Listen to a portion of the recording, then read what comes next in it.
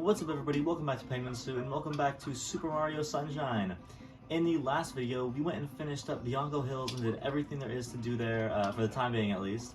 And in this episode, we're going to be starting a new world by heading right over to this pier covered in some black substance that upon squirting will spawn in a totally new boss. Well, kind of. It's going to be the same polluted piranha you fought the first 3 times, only this time he's going to take double the hits. Just squirt him when his mouth is open, same as before, except these guys will, these little, like, I don't even know what you call them, little jellyfish looking guys will come and try to interrupt your attack. So after you hit him for the first 3 times, he goes back under and then fakes you out and then comes back out again.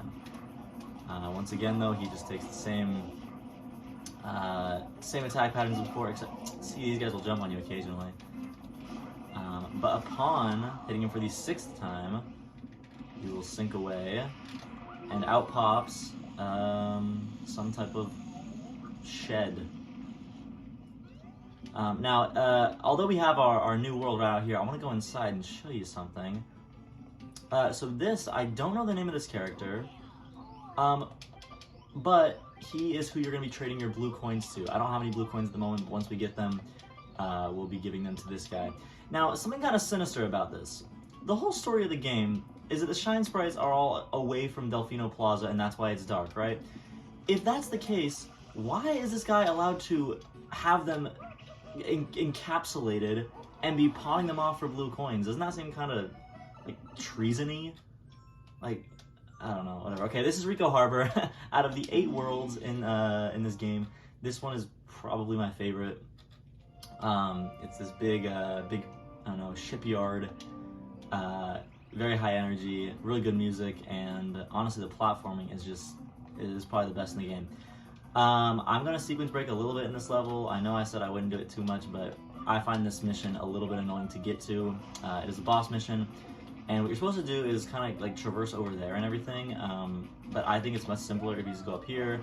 You can spin on top of this boat exhaust, or oops, it's like boat exhaust port, and then you can flip up to, no, oh, jeez, no, thank you, okay. Spin up to this walkway right here, and you're able to skip out on a lot of the platforming down there. Because there's all these bloopers that kind of are along these ledges, but they're not placed in your way. What is this crate doing here? Oh, it's for the sewer. There are sewers in this level as well. Okay, so right here you're going to notice a bunch of shipping containers with that same mysterious black substance seeping out of it. And then you got this long, wiggly appendage. Upon jumping on it, you can grab this. Please? Okay, maybe not. You can grab it. Dude. Grab the... Okay, grab it, and then you can pull it off, okay? And it flops around. Okay, so then this big, this is Gooper Blooper, the boss of this world. A big squid monster, but here's what's always kind of confused me about this boss. He's an octopus, or a squid, or some type of cephalopod, right? And being that he is, he's got 8 arms, right? And you can see he's got all like 1, 2, 3, 4 in the front, and then if you can't really see, but there's 4 in the back as well. 8 arms, like you should have, right? So if that's the case, what did we just pull off of him?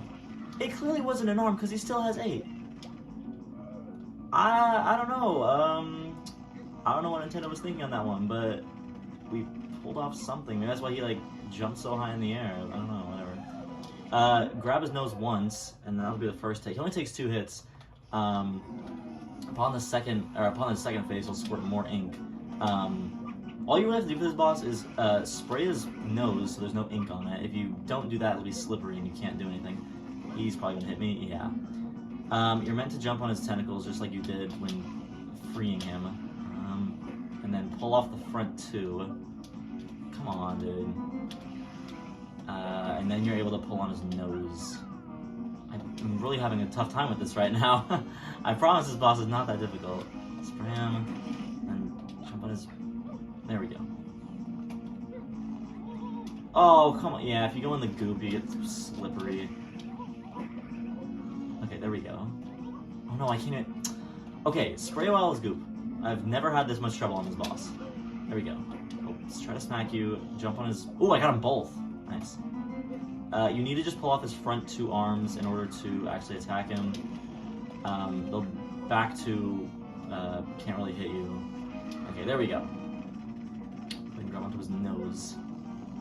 And when his eyes turn purple, then you can let it go.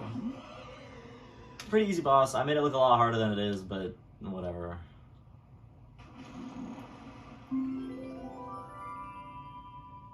Our shine appears. And if you missed any, lost any health, there's like a bunch of coins back here you can regenerate with.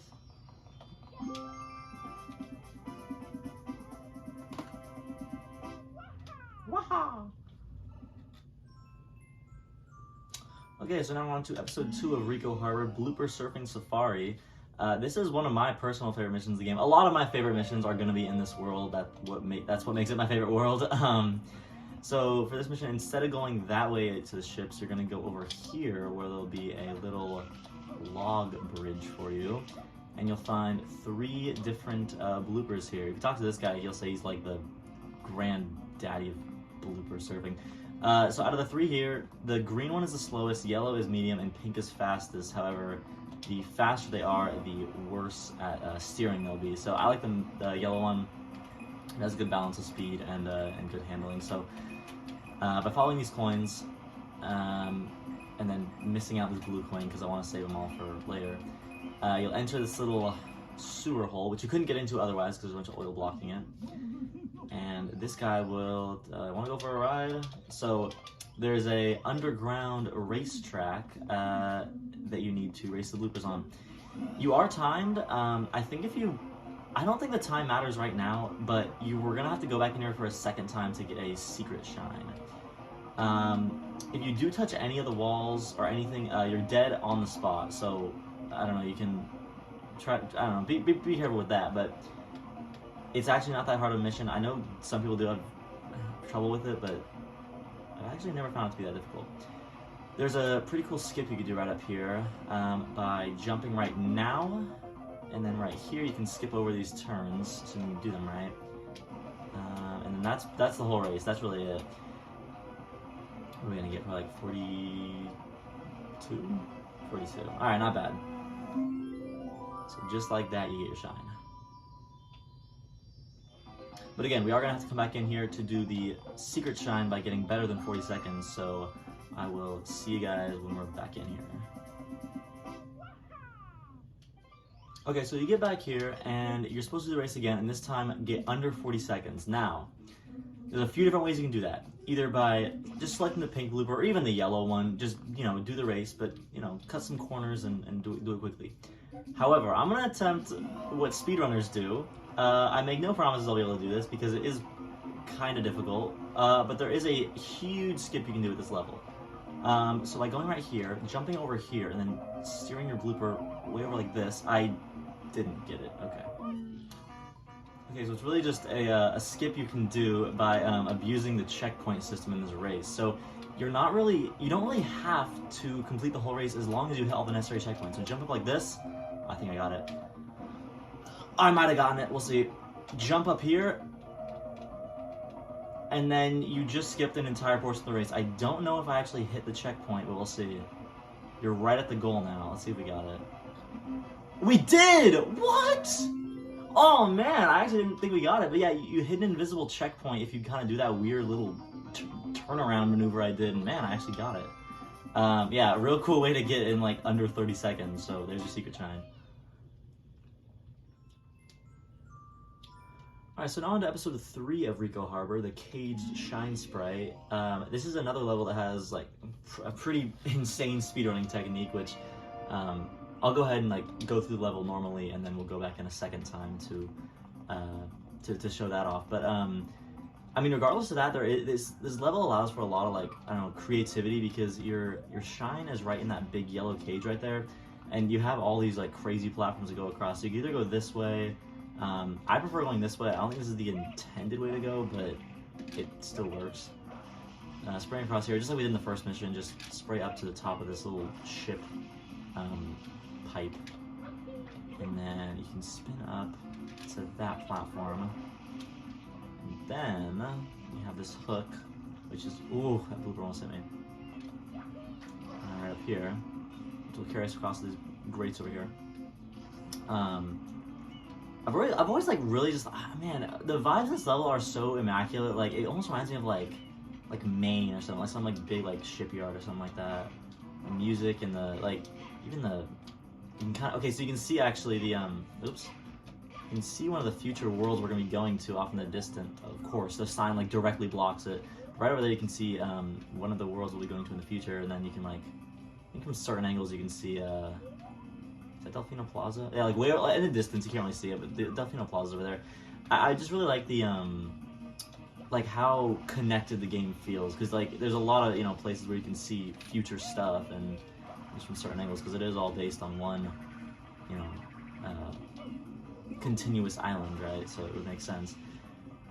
You got these wind gust guys again, which again, like if you get hit off of this kind of stuff, oh man, it is such a pain to get back up. Bounce off these and get to the top. I mean, like for being the second location in the world in the game, there's like quite a few narrow pathways you gotta go on. Okay, so anyway, I talked the entire mission, but you go into the big cage and there is your shine.